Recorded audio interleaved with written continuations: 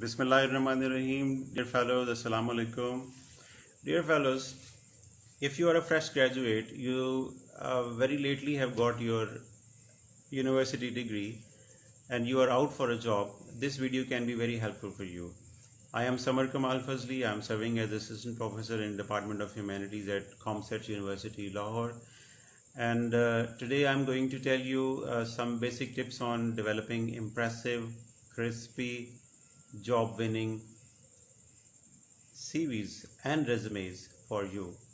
I will start my video with the frequently asked questions. Normally people ask what type of CV should they write. There are two types or two styles which are very much in vogue in fashion nowadays. Basically it is the information requirement of your prospective employer that tell you which CV to go for. If your employer is interested in knowing your track record, history of your employment and your qualification, then chronological resume should be your choice. And if he is interested in knowing your skills and the way you have applied those skills in your previous work history or your academic life, he is asking for a functional resume which is built around your skills. You can still go for a combination of the both. Towards the end of my presentation, I will show you such type of a resume. Then comes the question of the length of the CV. Your CV should go maximum up to 2 pages. If it is going beyond that, you need to condense your content. Then which font type is suitable? Arial, Times New Roman, and our own font, Calibri font, they are very good. And personally I like Times New Roman. It is very simple and very professional one, very powerful one. And you can experiment with the size of your font. You can experiment between 10 to 12 for content and 14 for your headings. Then you can paste a photograph on your CV. Yes, you can, but sparingly. Normally communication gurus tell that you should not send your photographs even if you are photogenic unless you are asked for it. But in Pakistan you see that it's a fashion nowadays. People take their photographs very easily. They work on it and they are very positioned very well to send their photographs along with their CV.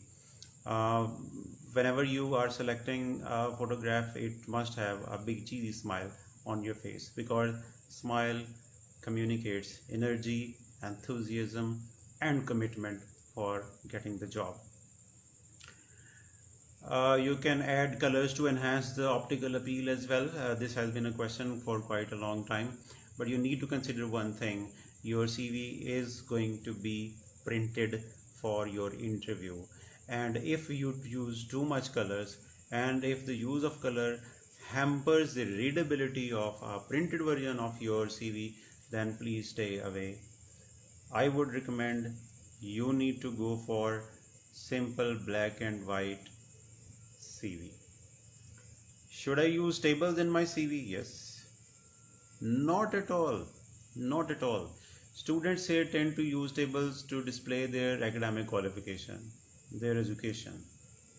It's never advised. Please stay away from tables in your CV. Then the question is which verb form should I use for listing my achievements and responsibilities? For the responsibilities and achievements that you have done in your past, use simple past tense using second form of the verb. This would be the major thing that you would be using. And if any of you is currently holding a job, discharging his or her responsibilities, you need to take the first form of the verb, the present form of the verb. Then can I submit the same CV to many organizations for a job? Yes, you can, but you need to work on the objective statement or career objective or career goal, whatever you name it, because no two jobs are equal and no two organizations are equal. In your perfect objective statement, you need to mention the job title you are applying for, and you can also mention the industrial sector where you are applying, you may list down a few of the skills that are required for that target job as well. So the point of difference basically is the objective statement. What about the personal information and hobbies? Please do not include your personal information in your CV, and your hobbies and interests should also stay out of your CV, because mind you, people normally ask about your interests and hobbies, and if it is difficult for you to defend them or to detail them in the interview, please don't include it. Be safe. Then now I will tell you about the context of writing CV. There are a few considerations you need to bear in your mind when you settle down to write the CV. All human beings, like all CVs, are identical, I must say, for the body parts they have. Yet they have different personalities and they are different individuals. So should be your CV. So construct your CV in such a way that it reflects that image of your personality that you yourself like to communicate, right? Your CV reaches the organization before you actually go or join that organization. So your CV is your representative. It's a brochure of your own self. Make it excellent, make it appealing, make it impressive. Never copy from any other CV that is for someone else applying for some different job in some different organization. So please do not copy the content of CV. You can see, you can read as the model, but do not copy the content from other people's CV. And last and the foremost thing of this slide is everything that you include in your CV should be verifiable, it should be true, and you must be able to defend and verify through your documentary proof during an interview. I have given a little formula for the competition of winning a job. You see, it's like a race, and in your race you always have single formula: on your mark, get set, and go. These basically are three stages of writing the CV. And on your mark stage, you have to research the target job. You have to pick best things that you have done in your past. You have to relate the two, and you have to select. This is the on the mark stage. In the get set stage, you need to select a simple and professional template for CV. Your MS Word and your internet, both can be very helpful in selecting those templates, but they should be simple, they should be professional, they should be simple as well. Then in the go stage, in the last stage, you have to pick the things that you have chosen for your CV. You have to transform those templates into a presentable CV, revise it and present it. Now comes the different parts of a CV. Your contact details always at the top, followed by an objective statement or a profile summary. Your references are at the last. These are fixed places of these three things. In between, you can experiment with the order the way you like, or the way you think that your reader would like to read. Now, how to paste these things in your CV? Well, but before that, I have got a very important thing to tell you. It's about what recruiters basically love to read in your CV. They like to read the objectives plus dates when things happen and accomplishments, then information about the skills that apply to the job, less about job history and past duties. Valid information, verifiable information, presented in a reader friendly, easy to read, attractive style. That will make a difference basically. The candidate's address and phone number, they love to read that in CV also. Most of the people include that in the letter, in the job letter, in the job application letter, but they forget to include that in CV. Your CV is a separate document. It must start with your contact details.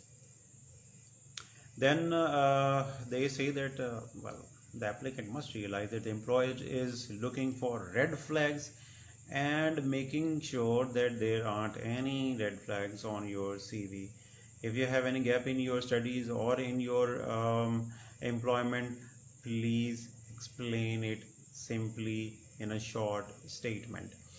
Meeting the qualification for the job is the best thing that they like, and qualifying experience and continuity in the work history, developing an aptitude for the target job again is something that they like. Then comes the part of different parts of CV. Heading and objective. In heading and objective, basically you list down your name, your address, and your phone number. You include a career objective or a targeted job. It should not be a sweeping statement. It should not be a lifelong objective. It must be a specific objective, short term, short living, for the job you are applying for. Then comes education. Education includes your name of the degrees, date of graduation and institution. You need to list down your major courses, and you can also give the CGPA. Do not inventory all the courses, select the relevant and mention them. Then comes the work experience. You need to list your previous jobs. You can see in the slide, the example is very good. You can see how the work experience has been included. It's a fairly a good example, right? Let's see what's in the next slide. Then again, you need to describe your experience. You need to use action verbs to summarize your achievements and skills relevant to your targeted job. Look at the examples. There are two entries at the display in this slide, and both the entries are starting with the second form of the verb. Devised and presented, checked and updated, managed. These words, your recruiters like to read in your CV. Then comes the non-technical skills, evidences of communication skills, management and interpersonal skills. They should not be the empty slogans. You need to quantify them. You need to tell the time when you exercise those skills, the way this boy has done. Then you have to highlight your computer skills as well, and you need to show that you are well-rounded. You possess a lot of skills like teamwork and leadership and reliability and loyalty. The way you put them on the page basically makes the difference. How they should be displayed on the page, let us see in the next slide. That you are supposed to find in the model document I am going to show. For now, let me sum up the additional tips also. Be sure that your name is at the top in the first line. Do not give the heading of CV or resume at the top of your resume. Your reader, after reading your name and looking at the information boxes on your CV, he will assure himself that it is a CV of a prospective candidate, prospective colleague of that person, right? Emphasize keywords, nouns that describe traits, skills and characteristics from job description. Then avoid unusual typefaces, underlining, double check for parallel phrasing. What is parallel phrasing? If you look at this very slide, well, all the entries are starting with the same grammatical structure, the verb, and the verb is in the first form.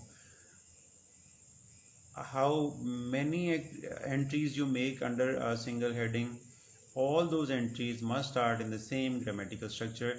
That is called parallel phrasing. Use abbreviations carefully. They might be familiar for you, but they can be unfamiliar for your reader. So please give full description and then use the abbreviations. Include only valid and operational addresses and telephone numbers. Project professionalism and quality. How would you do that? You need to avoid personal pronouns I and we. Normally we do not write full sentences in our CVs, and our information start with the verbs, not with the personal pronouns like I and we. Then the very important thing that you need to have some professional like me to give a feedback, positive or negative, on your piece of writing, which is called CV. That would be helpful, instrumental in improving your presentation. Now comes a few suggestions that you need to avoid. Basically, I mean the things that you need to avoid while writing your CV. Your personal data, that's a major red flag. Typographical mistakes should be avoided, inconsistent punctuation should be avoided, and huge paragraphs that look like job descriptions. My dear, CV is not a place for huge paragraphs, rather even not for sentences. Resumes that show no research, not looking at the employer's need, they also go, they readily make their way to the dustbin. Omission in terms of dates and misspellings, that again is a bad thing, red flag. Long cover letters and resumes over 2 pages, they are also rejected mostly. Excess cosmetics, substituting form for the content, that is a negative point at your CV. A resume should look nice, but it should not go overboard. Not sending the resume to the right place and the use of tables are always discouraged. Here comes the bonus from my side. These are some objective statements which are really the wrong numbers, and you would find 95% of the applicant copying and pasting these types of objective statements. These are a big no. The third statement basically is not an objective statement, though it was turned up by one of my students. He copied it under the heading of objective. It rather is a personal profile highlighting the skills of a person. It's not an objective statement. Now let's see the changed and positive version of your objective statements, the good ones. Look at the first one. It's very simple, involving the name of the vacancy the person is applying for, administrative position, right? And what type of administrative position, where he can use these things, right? He possesses certain skills and he is there for this type of job involving these skills. Then senior financial management position, it's a very simple statement, one liner, but mind you, this is for an executive position and for senior people. Your objective statement could go like the first one and the third one, right? And look at the profile summary. I found it, I came across this profile summary in one of the model documents when I was preparing for this slideshow. I really like that. I copied it and I have brought it for you. But please do not copy and paste this statement. This is for Bilal Sahab, who is not you, right? Be original. Well, here comes a CV. This type of CV format is very much in. The very first thing that comes to my mind after having a look at the CV, that the person has quite a good knowledge of technology and he is skillful also. But if you look at the content, there is excessive amount of content pasted, furnished on a single page. Now, if the reader has to search for something specific and he is trying to scan through it, he will have to grope through this document for a longer time. Nonetheless, the positive things about this is the way contact details have been given. It's very novel, very unique, and very much in nowadays. The way the person has mentioned the level of his skills by using a bar sort of a thing, and the language, the level of language that he possesses. These are really innovative things. You can also experiment with the format of your document, but again you need to consider all those tips that I have just narrated to you. Now it's time to show you a model document. A student presented this CV to me, and the student basically is still in his 6th semester. His major degree is going on, it's in progress, yet he has done a lot of things. You need to go through it. I display it for the next minute. Look at how he has displayed the education, then the work experience. He has 3 major entries under work experience, though the boy has never been on a permanent job, but he has been utilizing his summer semester for internships and part-times.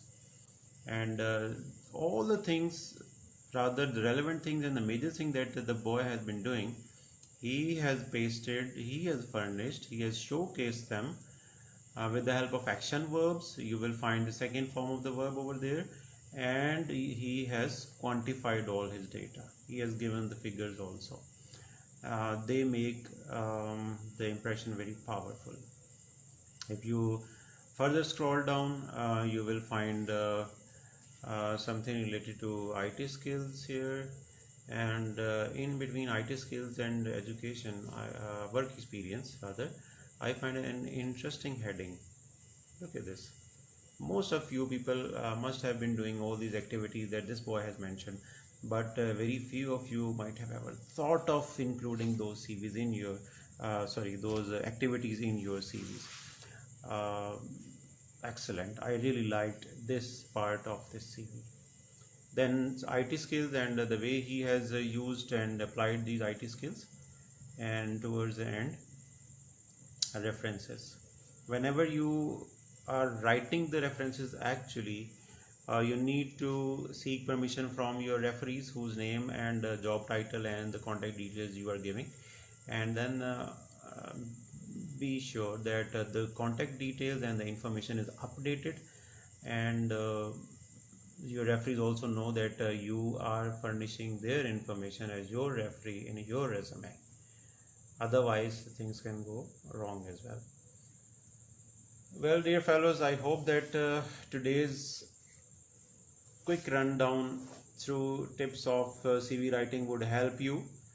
And if you need further guidance and you need some feedback from my side, you can contact me whenever you like. At the start of this slideshow, I have displayed my contact details over there. Wish you very good luck for your future life. May you have your dream jobs, and may you make good earning for yourself and your family. Thank you very much.